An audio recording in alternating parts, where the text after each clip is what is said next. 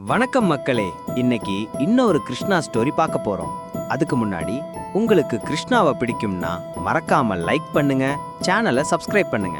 Okay, வாங்க கதைக்குள்ள போகலாம். கோவர்த்தன கிரிமலை.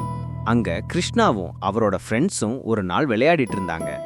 சில பேர் திருடன் மாதிரி, சில பேர் ஆடு மாதிரி ஆக்ட் பண்ணிக்கிட்டு இருந்தாங்க. செம்ம ஜாலியா போயிட்டு இருந்துச்சு அந்த டைம். அப்போதான் ஒரு புது பையன் வந்து அவங்க கூட விளையாட சேர்ந்தான். ஆனா அவனோட மூஞ்சில ஒரு வித்தியாசமான அமைதி இருந்துச்சு. அவன் சும்மா சாதாரண பையன் இல்ல, தன்னை மாயையால மறைச்சு வச்சிருந்த வியோமாசுரன்.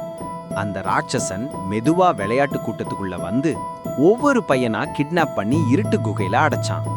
கொஞ்ச நேரத்துல கிருஷ்ணாவோட ஃப்ரெண்ட்ஸ்ல பாதி பேரை காணோம்.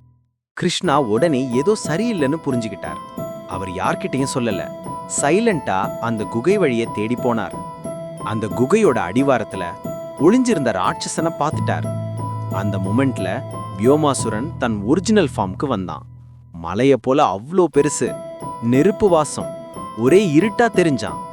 ஆனாலும் கிருஷ்ணா கூலா இருந்தாரு.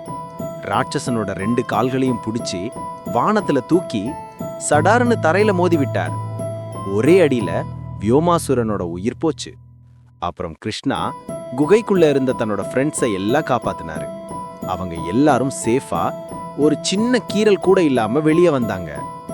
பிருந்தாவனத்தோட காத்துல கிருஷ்ணாவோட அமைதி பரவிச்சு. கிருஷ்ணா மீண்டும் பிருந்தாவனத்தை காப்பாத்திட்டாரு.